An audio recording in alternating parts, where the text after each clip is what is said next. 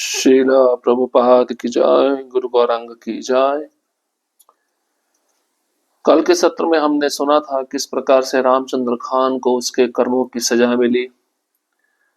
वैष्णव के प्रति स्वयं भगवान नित्यानंद प्रभु के प्रति उसने अपराध किए, जिसके कारण उसको अपनी पदवी खोनी पड़ी, अपना घर बार खोना पड़ा, उसे बंदी बना लिया गया। अब आज हम हरिनाम के प्रति अतुलनीय निष्ठा, हरदास ठाकुर की हरिनाम के प्रति कितनी अतुल्य निष्ठा थी, किस प्रकार से वे हरिनाम लेते थे, इसके विषय में हम श्रवण करेंगे। श्री वृंदावन दास ठाकुर चैतन्य भागवत के अमृतमय आदि खंड में विस्तृत रूप से श्री हरदास ठाकुर की महिमा का वर्णन करते हैं। वे लिखते हैं कि जब समस्त संसार परमार्थ से शून्य और भौतिक जड़ विषयों में लोगों की रति अत्यधिक हो गई थी, तब भगवान नवदीप में श्री चैतन्य के रूप में प्रेम भक्ति को प्रचारित करने अवतरित हो गए। उस समय अनेकों व्यक्ति ऐसे थे जो गीता भागवत का अध्ययन करते, परंतु कृष्ण नाम का कीर्तन ना करते और ना दूसरों से कराते। तो वृंदावन दास ठाकुर ने एक बहुत ही सुंदर ग्रंथ लिखा है। उस ग्रंथ का नाम है चैतन्य भागवत। चैतन्य भागवत के भी 3 खंड है, आदि खंड, मध्य खंड, अंत्य खंड। आदि खंड में वृंदावन दास ठाकुर हरदास ठाकुर की महिमा का बहुत ही सुंदर रूप से वर्णन करते हैं।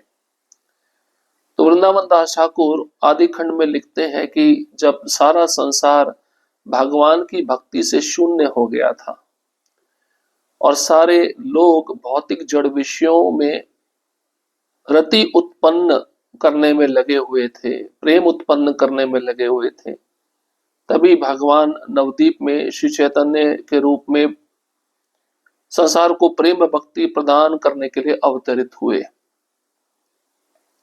उस समय बहुत से ऐसे लोग थे जो गीता भागवत को पढ़ते तो थे, लेकिन कृष्ण नाम का कीर्तन नहीं करते थे और ना ही दूसरों से करवाते थे।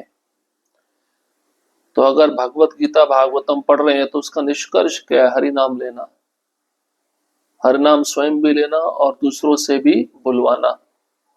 लेकिन बहुत सारे लोग अधिकतर ऐसे थे जो पढ़ते तो थे ग्रंथ, लेकिन हरि नाम नहीं लेते थे और न प्रचार करते हुए दूसरों से बुलवाते थे। परंतु नवदीप में वैष्णव भक्तगण एकत्रित होकर अपने हाथों से ताली बजाकर हरिनाम कीर्तन करते थे। इन्हें देखकर सभी लोग उनका परिहास करते हुए कहते, देखो इन लोगों को, ये हर समय केवल उच्च स्वर में चिल्लाते रहते हैं, केवल मांग कर खाने हेतु उच्च स्वर में चिल्लाते रहते हैं। इनके घर तोड़ फोड़ कर फेंक देने चाहिए। ये सब सुनकर भक्तगण दुखी होते। इस प्रकार समस्त संसार को कृष्ण भक्ति से रहित देखकर भक्तगण अत्यधिक दुखी हो जाते। वे दुखी होकर अर्थात उन बद्ध जीवों की स्थिति को देखकर हृदय से कृष्ण को कृपा करने हेतु सदैव प्रार्थना करते हैं। ऐसी मन स्थिति में जब नवदीप के भक्त थे, तब उसी समय वहां श्री हरदास ठाकुर का आगमन होता है। अब वैष्णव क्या करते थे? नवदीप में इकट्ठे होकर अपने हाथों से ताली बजाकर हरिनाम कीर्तन करते थे और इन वैष्णवों को एकत्रित देखकर जो भौतिकतावादी लोग हैं, इन भक्तों का मजाक उड़ाते थे। इन भक्तों का मजाक उड़ाते हुए वे भौतिकतावादी लोग कहते थे, हर समय ये केवल उच्च स्वर में चिल्लाते रहते हैं, केवल मांग कर खाने के लिए उच्च स्वर में इनको चिल्लाना पड़ता है। इन भक्तों के घर तोड़ फोड़ देने चाहिए, इनके घरों को ध्वस्त कर देना चाहिए। और भक्तगण जब भौतिकतावादी लोगों के मुख से बातें सुनते थे, भक्तों को बहुत दुख पहुंचता था। इस प्रकार से पूरा संसार कृष्ण भक्ति से विहीन था और इस दृश्य को देखकर भक्तगण बहुत दुखी होते थे। वे दुखी होकर उन बद्ध जीवों की स्थिति को देखकर वे भक्त हृदय से कृष्ण को कृपा करने हेतु प्रार्थना करते थे, वे भक्त कहते थे ये भौतिकतावादी लोग बड़े ही निर्दयी हैं, दुष्ट हैं, लेकिन हे कृष्ण इन पे कृपा करिए, आपकी भक्ति से विहीन है, इन पे अपनी दयालुता दिखाइए। तो ऐसी मनस्थिति में हरदास ठाकुर नवदीप में उसी समय उनका आगमन होता है। जब ऐसी परिस्थिति होती है, ऐसा वातावरण वहां पे दिखाई देता है, तो हरदास ठाकुर वहां पे आ जाते हैं। अब हरदास ठाकुर का वह चरित्र सुनिए जिसके सुनने से निश्चय ही श्री कृष्ण की प्राप्ति होती है। बूढ़ा न ग्रामे ते अवतीर्ण हरिदास, से भाग्य से सब देशे कीर्तन प्रकाश। ये चैतन्य भागवत का श्लोक है, आदि लीला से 16वां अध्याय, श्लोक क्रमांक 18। श्रील हरदास ठाकुर बूढ़न ग्राम में अवतीर्ण हुए थे, इसी कारण उस देश में कीर्तन का प्रकाश फैल गया। कुछ दिन वहां रुककर श्रील हरदास ठाकुर गंगा तट पर आए और शांतिपुर के निकटवर्ती फुलिया नामक ग्राम में रहने लगे। उनका संग पाकर श्री अद्वैत आचार्य प्रेम से हुंकार करने लगे।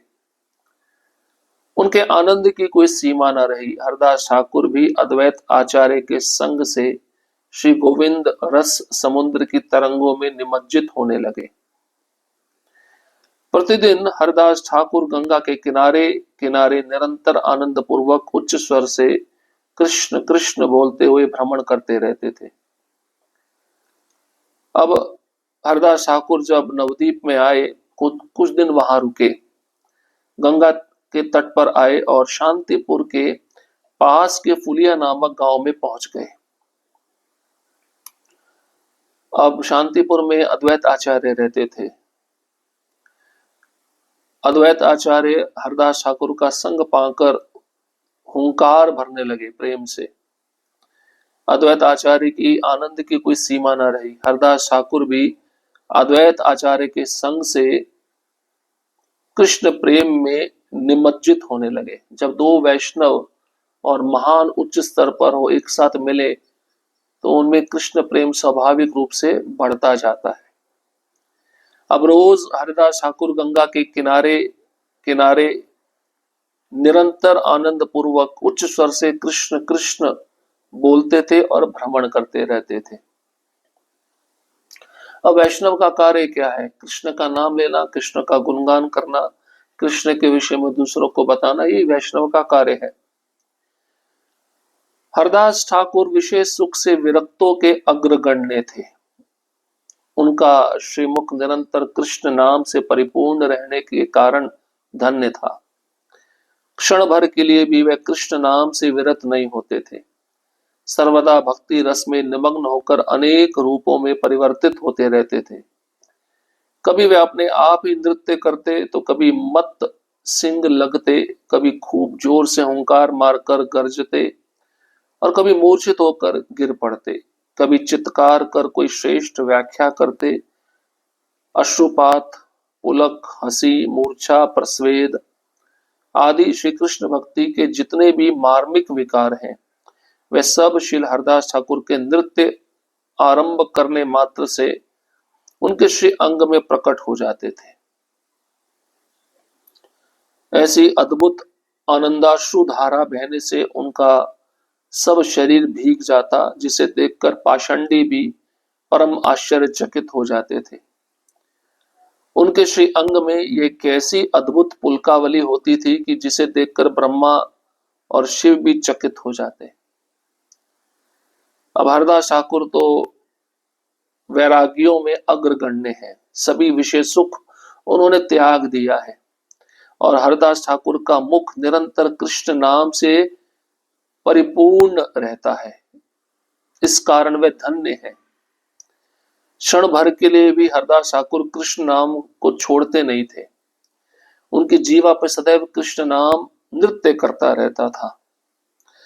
हरदास ठाकुर सर्वदा हमेशा के लिए भक्ति रस में डूबे रहते थे और उनकी कृष्ण भक्ति अनेक रूपों में परिवर्तित होती थी। जैसे कभी हरदास ठाकुर जब नाचते थे, कभी मत शेर की तरह लगते थे, कभी जोर से हुंकार मारकर गरजते थे, कभी मूर्छित होकर पृथ्वी पर गिर पड़ते थे, कभी चीख कर कोई श्रेष्ठ व्याख्या करते थे। इसका कहने का अर्थ है हरदास ठाकुर के आंखों से कभी आंसू बहते थे, कभी उनके शरीर पर रोमांच हो जाता था, कभी उनको हंसी आती थी, कभी वह मूर्छित हो जाते थे, कभी उनको पसीना आने लगता था। इस प्रकार के अष्ट सात्विक विकार उनके शरीर में प्रकट होते थे कृष्ण भक्ति के कारण। ऐसी अद्भुत आनंद के आंसू उनके आंखों से बहते थे कि उनका सारा शरीर भीग जाता था। और इस दृश्य को देखकर जो पाषंडी लोग होते हैं, जो नास्तिक होते हैं, वह भी आश्चर्यचकित हो जाते थे। वह सोचते थे हरदास ठाकुर के अंग में एक ऐसी अद्भुत पुलकावली है कि जिसे देखकर ब्रह्मा और शिव भी चकित हो जाते हैं, क्योंकि ऐसा प्रेम तो इससे पहले किसी भक्त को प्राप्त नहीं हुआ था। तो शिव जी ब्रह्मा जी भी जब हरदास ठाकुर को देखते थे इस कृष्ण भक्ति के विकारों के साथ, तो ब्रह्मा और शिव जी भी चकित हो जाते थे। ऐसी भक्ति हमको भी प्राप्त नहीं हुई जैसी भक्ति हरदास ठाकुर को प्राप्त हुई है। फुलिया ग्राम के जितने भी ब्राह्मण थे वे सब उनको देखकर विवल हो जाते।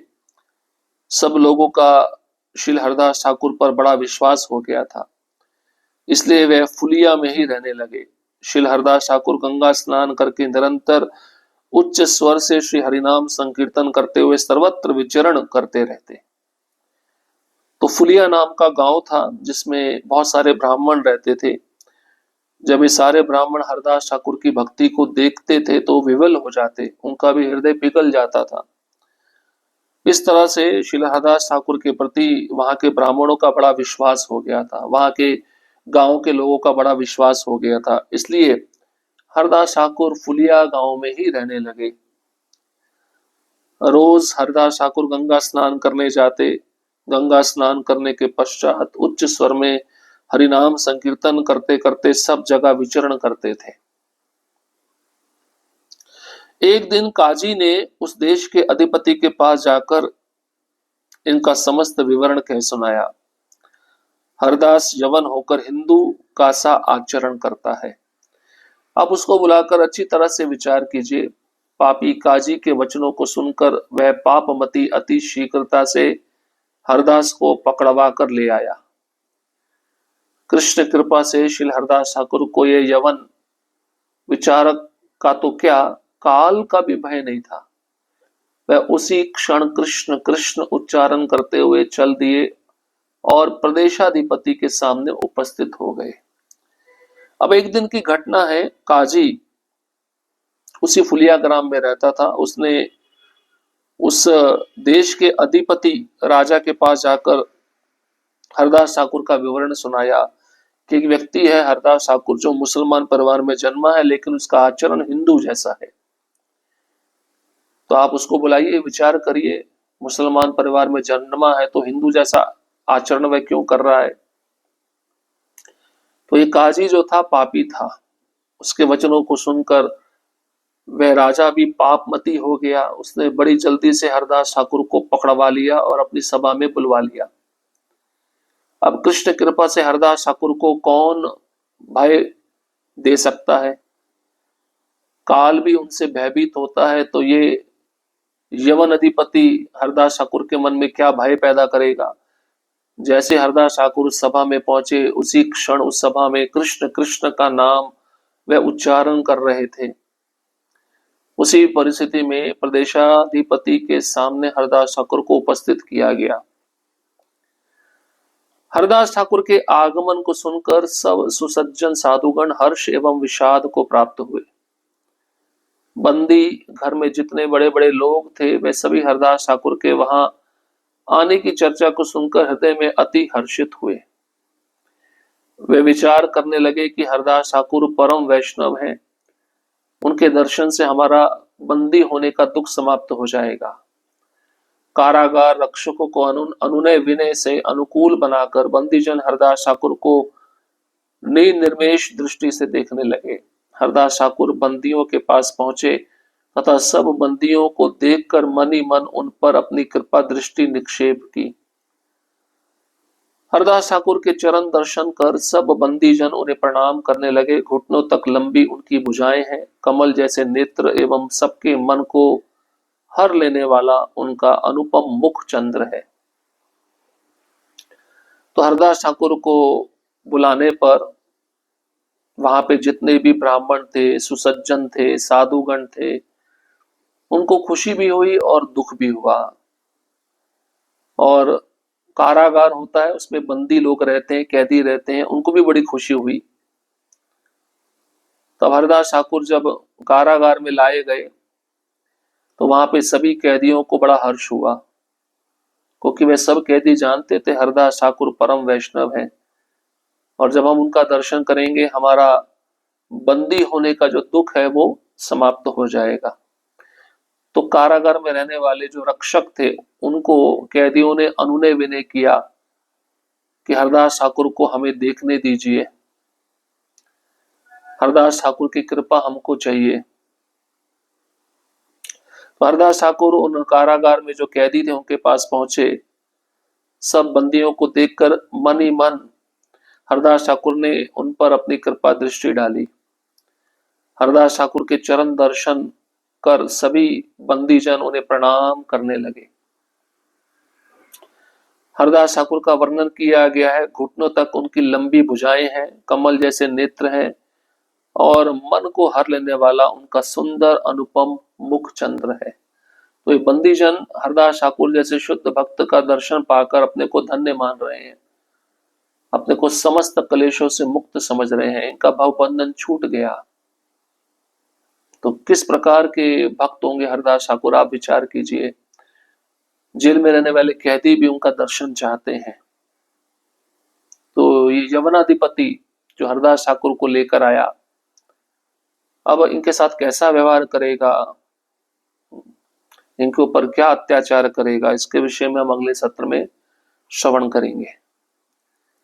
हरे कृष्ण कृष्ण कृष्ण हरे हरे, हरे राम राम राम हरे हरे।